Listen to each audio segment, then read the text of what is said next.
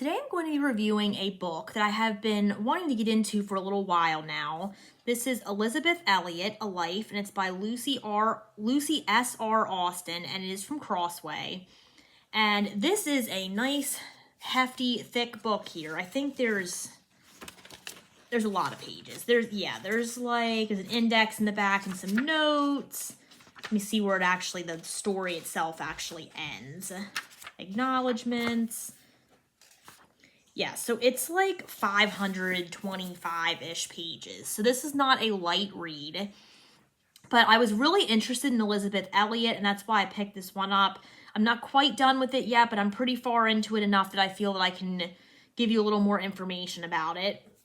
So before I talk about it here, let's talk about who this book's actually about. This is a hardcover, first of all, and it does have a sleeve. So I'll try to not be too annoying holding the sleeve on here while I'm going through it.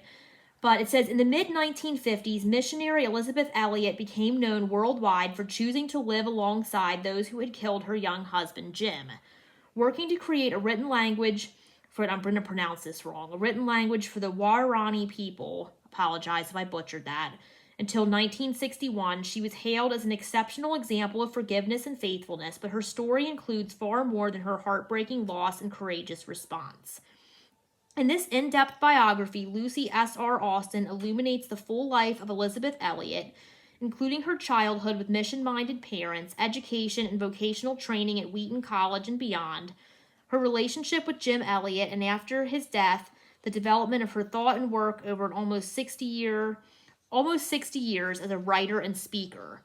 Drawing from countless articles, books, and radio programs, as well as personal scrapbooks, journals, and letters, Austin captures the complex story of the most widely known Christians of the 20th and 21st centuries.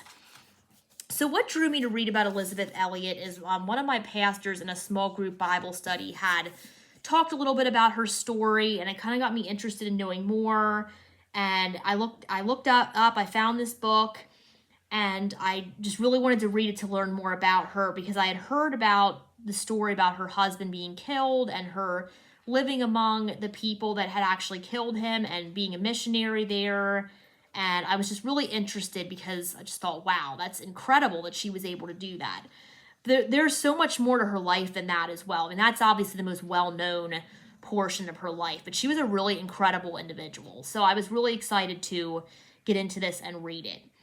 So if you are interested in reading about a strong Christian woman who went through so much and just continued to try to follow God's will for her life, this is a great book for you. And also, what really blew my mind too is she had a young child with her during that period too, and she kept her young child with her while she was there and lived alongside her. So it just blew my mind, like how difficult that must have been for her to be able to do that, and how much faith she must have had to be able to live out her life in that way. So, like I said, it's not a quick read for sure.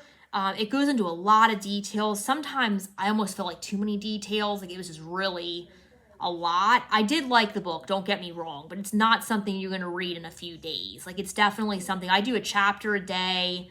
Like I said, I'm almost through it now, but I've been reading a chapter a day. Sometimes I have to stretch a chapter over 2 days because it might be like 40, 50 pages for a chapter. And some are shorter, like maybe 20 pages, and I can do in a day.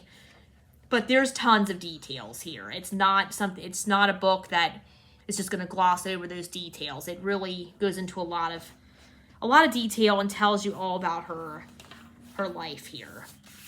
And it's also, in the middle of the book here, there's some pictures.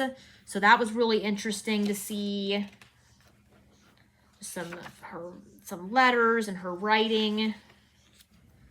Some pictures of her family and her personal life. Like this is her and her husband, Jim Elliot, at the time they were just engaged from 1953. So I won't go through all of them, but it's just really interesting to put faces to names as you're reading through this, and to have those pictures documenting her life as well. All right, so that is Elisabeth Elliot. It is a biography. Like I said, it's over 500 pages. There's tons of details, but it also is a really interesting read because she just did so much in her life, and there's so much that we can learn from her and her strong faith. So highly recommend this book, and it is from Crossway.